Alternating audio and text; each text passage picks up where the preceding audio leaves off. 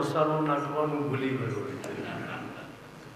ભગવાને બ્રહ્માજીને કહ્યું, બ્રહ્માજી આવી ભૂલ બીજી વાર કરશો તો તમને નોકરીમાંથી સસ્પેન્ડ કરવા પડશે. બ્રહ્માજીને ઠપકો આપવો છે એટલે ભગવાને આંખ બંધ કરી છે. ભગવાને આંખ બંધ કરી હકીકત છે. અને યશોદાજી તો પૂતનાને જોયા જ કરે, એવો ઠઠારો કરીને પૂતના આવેલી. યશોદાજી તો અંજાઈ ગયા પૂતનાને જોઈ. યશોદાજીને તો એવું જ લાગ્યું કે કોઈ મથુરાની શેઠાણી મારા છોકરા રમાડવા છે.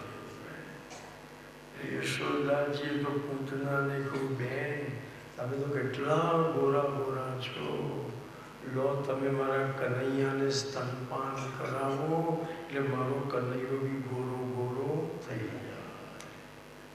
તો ભગવાન બગડ્યા કે માં ગોરી ગોરી પૂતનાનું દૂધ પીને જો હું ગોરો ગોરો થઈ જવાનો હોઉં તો કાળી ભેંસનું દૂધ પીનારા બધા કાર્યા થઈ જતા હશે. માં તું શું વાત કરે? યશોદાના ભોળપણ પર પ્રભુ હસી રહ્યા છે કે મારી માં કેટલી ભોળી છે. અને યશોદાજીએ હાથે કરીને પૂતનાને કૃષ્ણ સોંપી દીધા. બસ પૂતનાને બહાર જોઈતું તું જ. ભગવાન પૂતનાને કહી રહ્યા છે, માસી મને અડકીશ નહીં, હું સૂતેલો સાપ છું, તારા પ્રાણ લઈ લઈશ. માસી તું મને અડકીશ નહીં, હું મ્યાનમાં છુપાવેલી તલવાર છું, તો કપાઈ જઈશ. માસી તું મને અડકીશ નહીં, હું રાખોડીમાં છુપાયેલો અગ્નિ છું, તું દાજી જઈશ.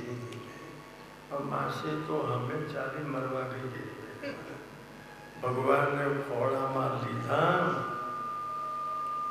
અને પૂતના પોતું ઝેર લગાડેલું સ્તન પ્રભુના મોંમાં મૂકી દીધું. ભગવાન પૂતનાનું સ્તનપાન કરવા ગયા.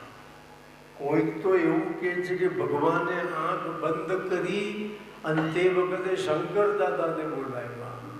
હે શંકર દાદા, મને ઝેર પીવાની પ્રેક્ટિસ નથી.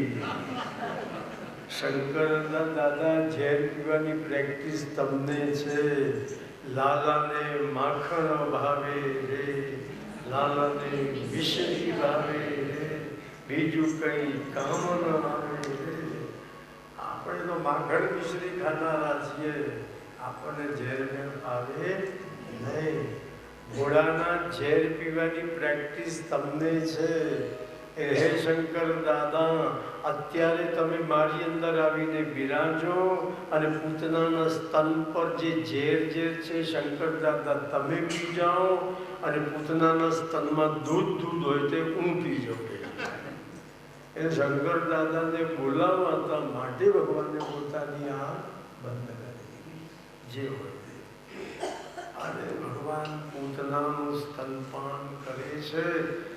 અરે ભગવાનને થયું કે પૂતના પાસે સારામાં સારી જે વસ્તુ એ મારે લઈ લેવાની. ઝેર સારામાં સારી વસ્તુ નથી. દુનિયામાં સારામાં સારું મનુષ્યનું શરીર છે. બડે ભાગ માનુષ તન પાવા. દુનિયામાં 84 લાખ યોનિમાં શ્રેષ્ઠ યોની મનુષ્યની યોની છે. મનુષ્યની યોનિમાં ઉત્તમ શું? મનુષ્યના પ્રાણ. પ્રાણ વગર તો શરીર શું કરે? ભાઈ કઈ નહીં. ભગવાનને થયું હું તો ઉત્તમ વસ્તુનો ભોગતા છું. પૂતના પાસે ઉત્તમ પૂતનાના પ્રાણ છે, તો મારે પૂતનાના પ્રાણ પીવા જોઈએ. મારે કે ઝેર પીવાની જરૂર નથી. તો સ્તનપાન કરતા કરતા ભગવાન પૂતનાના પ્રાણોને પીવા. અહીંયા સુખદેવજી મહારાજ વર્ણન કરે છે, તસ્મિન સ્તનમ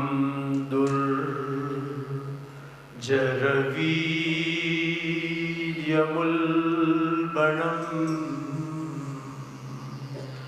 घोरान् कमादा यशिशो ददावते गाढं कराभ्यां भगवान् प्रपीड्यत प्राणैः समम्रो शसमन्वितो पिबत। ભગવાન પૂતનાનું સ્તનપાન કરે છે ત્યારે એના પ્રાણોને ચૂસી રહ્યા છે. અને ગરુડ પુરાણમાં લખ્યું છે કે કોઈ બી માણસના પ્રાણ નીકળતા હોય ત્યારે એને 10,000 વીછી કરે એટલી વેદના થતી હોય. પૂતનાને એટલી પીડા થવા લાગી કે અતિશય પીડાના કારણે પૂતના બૂમાબૂમ કરવા લાગી. સામુંચ મંચા લમિતે પ્રભાશિની નિષ્પીડ્યમાના ખિલ જીવમર્મણિ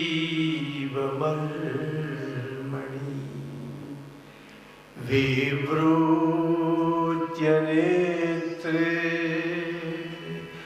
ચરણો ભુજૌ પ્રસ્વિન્નગાત્રા ક્ષિપતિ રુરુદ.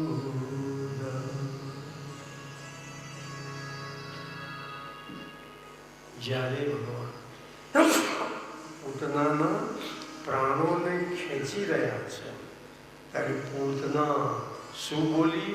સા મુંચ મુંચાલમિતિ પ્રભાષી. એ જોર જોરથી કહેવા લાગી મુંચ મુંચ કનૈયા મને છો છો. 2 વાર બોલી છો છો. મતલબ હે કનૈયા તું મને આલોકમાંથી પણ છો, પરલોક કહેતા મને સ્વર્ગમાંથી પણ છો. મને તો તારા ચરણોમાં સ્થાન આપ.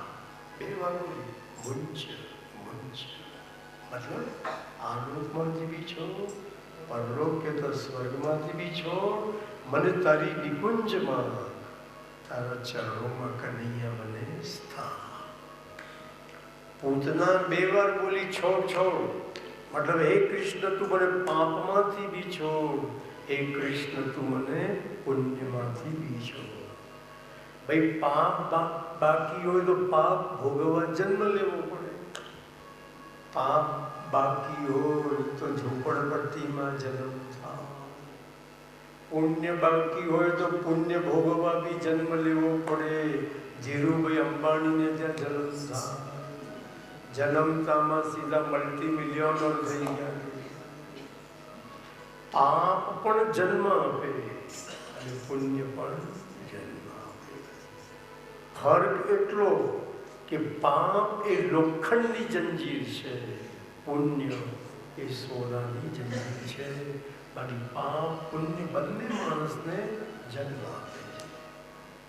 પણ પાપ પણ 0 થઈ ગયા, પુણ્ય પણ 0 થઈ ગયું. પછી જન્મ શા માટે થયો? પછી તો માણસની મુક્તિ થઈ જાય. એટલે પૂતના તો 2 વાર બોલી છોડ છોડ. મતલબ કૃષ્ણ તું મને પાપ પુણ્ય બંનેમાંથી છોડ, જેથી મારે ફરીથી જન્મ ન લેવો પડે, મારી મુક્તિ થઈ જાય છે. પૂતના 2 વાર બોલી છોડ છોડ. મતલબ હે કનૈયા તું મને સ્થૂળ શરીરમાંથી બિછોડ, તું મને સૂક્ષ્મ શરીરમાંથી બિછોડ. જ્યાં સુધી આ બંને શરીર છૂટે નહીં ત્યાં સુધી મારા આત્માને પરમાત્માની પ્રાપ્તિ થાય. આ શરીર છે ને સ્થૂળ શરીર, આ શરીરને લોકો સ્મશાનમાં પાડી. તો આ શરીરમાં પાછું એક 17 તત્વનું સૂક્ષ્મ શરીર બી છે. માણસને મર્યા પછી જે નરકોની સજા થાય એ કયા શરીરને થાય? આ શરીર તો સ્મશાનમાં રાખોડી થઈ જાય. કે આ સ્થૂળ શરીરમાં અંદર 17 તત્વનું એક સૂક્ષ્મ શરીર છે અને સૂક્ષ્મ શરીરનું સ્થૂળ શરીરથી અલગ થવું એને જ મૃત્યુ કહેવાય. અને આગળનો જે પ્રવાસ હોય ને સૂક્ષ્મ શરીર કરે, જે સજાઓ થાય એ પેલા સૂક્ષ્મ શરીરને સજાઓ થાય. અને આત્મા શેમાં હોય? સૂક્ષ્મ શરીરમાં હોય. અને સૂક્ષ્મ શરીરમાં રહેલો આત્મા સૂક્ષ્મ શરીરથી અલગ થાય અને આત્મા પરમાત્મામાં જોડાય એને મુક્તિ. બે શરીર છૂટે પછી જ આત્મા પરમાત્મામાં જોડાય. સ્થૂળ શરીર અને સૂક્ષ્મ શરીર, બે શરીરથી આત્મા અલગ થઈ અને આત્મા પરમાત્મામાં જોડાય એના મુક્તિ. આપણે પરમાત્મામાંથી વિખૂટા પડ્યા, પાછા પરમાત્મામાં જોડાઈ જઈએ, એ જ મુક્તિ આપણા માટે.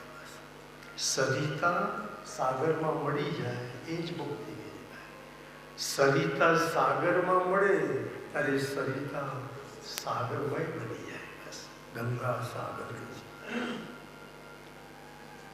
તો લાલા તું મને આ બંને શરીરમાંથી છોડ, જેથી મને મુક્તિ મળી જાય. બસ ત્યારે ભગવાનને હું કીધું કે માસી હું બને ત્યાં સુધી કોઈને પકડતો નથી. એકવાર જેને પકડીને જિંદગીમાં ક્યારે છોડતો નથી. પકડીને છોડી દેવાનો સ્વભાવ સંસાર છે. લોકો કેવા જેની ચડતી જુ એમાં ઘૂસે. કેટલાય કોંગ્રેસીઓ ભાજપમાં ઘૂસવાની તૈયારી કરી રહ્યા છે, જાણે કઈ લાડમાં છે. એટલે લાગે કે અત્યારે કોંગ્રેસનું નાવડી ડૂબેવી છે તો એને છોડી ભાજપમાં ચડતી ગઈ ચડી ગયો. એટલે માણસનો સ્વભાવ છે કે કોઈની પડતી જુએ એટલે એને છોડી દે, કોઈની ચડતી જુએ એને બેસી જાય. ઈશ્વર એવું કરતો નથી. આપણી ચડતી આવે કે આપણી પડતી આવે, ઈશ્વર કોઈ દિવસ આપણને છોડતો નથી. ભગવાન કે છે હું જેને છોડી દઉં એ તો ભવસાગરમાં ડૂબી જાય છે. એટલે હું એકવાર જેને પકડીને જિંદગીમાં ક્યારે છોડતો નથી. જેનો એકવાર ઠાકોરજી સાથે બ્રહ્મ સંબંધ થયો એ જીવને ઠાકોરજી ક્યારે છોડતા. આ પ્રતિજ્ઞા ભગવાને ક્યાં લીધી? પકડ્યા પછી નહીં છોડવા. રામાયણ. એક દાડો ભગવાન રામને તુક્કો ઉજ્યો કે મારા નામથી પથરા તર્યા તો જરા હું જોઉં કે હું જાતે પથ્થરોના કોઈ તરે છે કે ડૂબે છે એ જરા ચેક કરીએ. પણ રામને થયું કે આ પ્રયોગ તો એકાંતમાં જ કરવો પડે.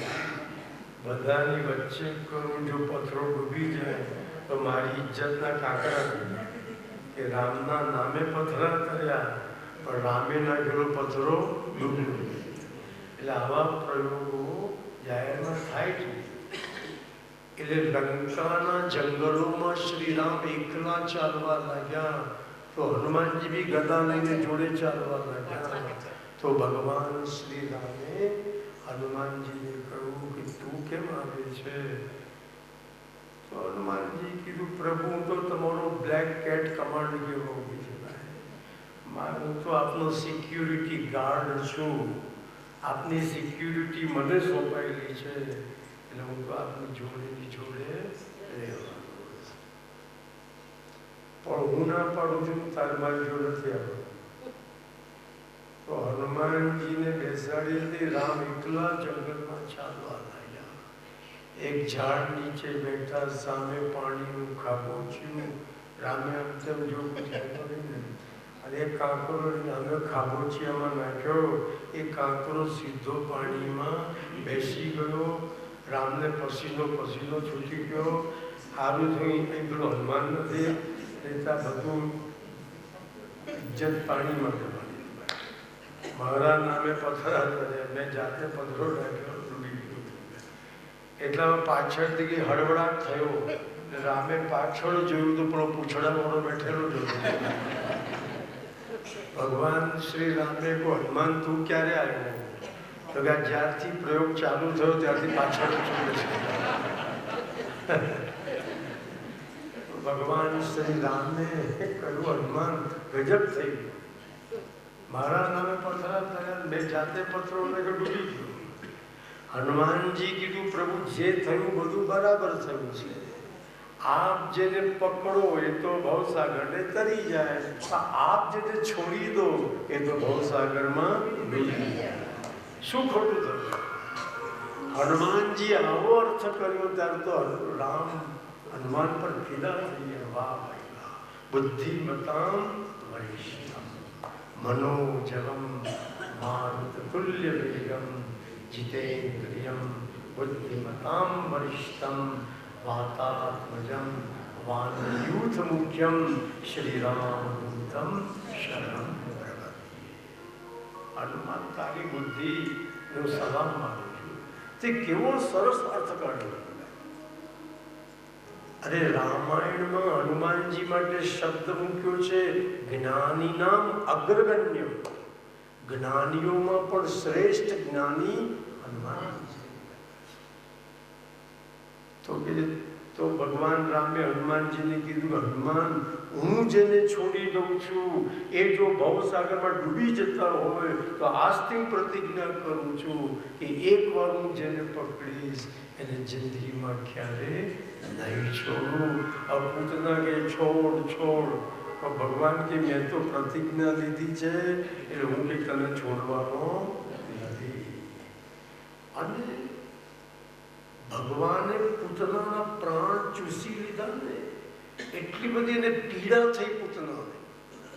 અતિશય પીડાના કારણે એનું અસલ જે રાક્ષસી સ્વરૂપ હતું એ પ્રગટ થયું. બનાવટી રૂપ જતું રહ્યું.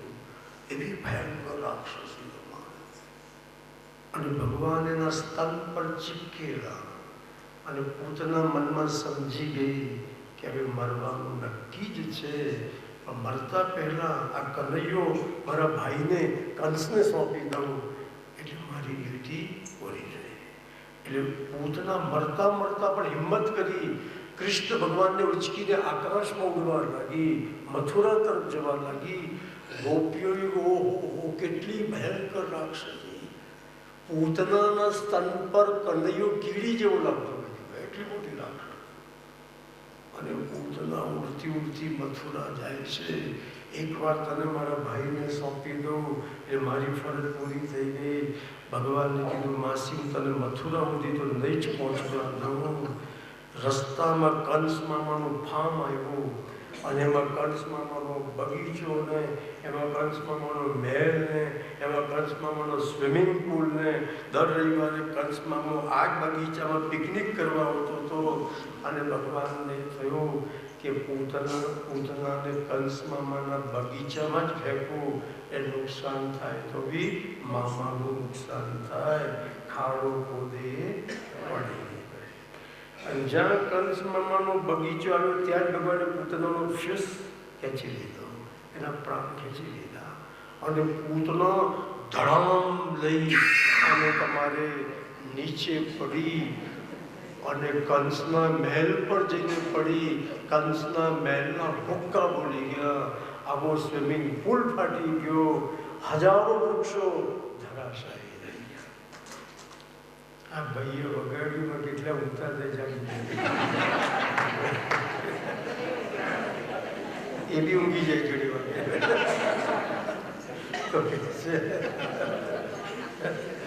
તો કે છે આ રીતે પૂતના ગોપીઓ દોડતી દોડતી આવી અને પૂતનાનો સ્તન પરથી પ્રભુને લઈ ગયા. એ બગીચામાં કેટલા વૃક્ષ ઉખડી ગયા તો 10,000 વૃક્ષ ઉખડી ગયા. મહાપ્રભુજી એવું લખે છે કે ભગવાને બહુ સારું કર્યું કે પૂતનાને બાળવા માટે કેટલા લાકડા જોઈએ, એટલા લાકડા ગોવાળિયા ક્યાં લેવા જાય. એટલે પોતાના લાકડાની વ્યવસ્થા પોતાના પોતે જ કરી નાખી દઈએ. જે વૃક્ષો પડી ગયેલા એ જ વૃક્ષોથી વ્રજવાસીઓ એનો અગ્નિ સંસ્કાર કરી નાખ્યો. આ બાજુ ગોપીઓ પૂતનાને લઈ અને ઘેર આવી અને ગોપીઓ અંદર અંદર વાતો કરવા લાગી. આપણા ભગવાનને રાક્ષસીનો સ્પર્શ થયો,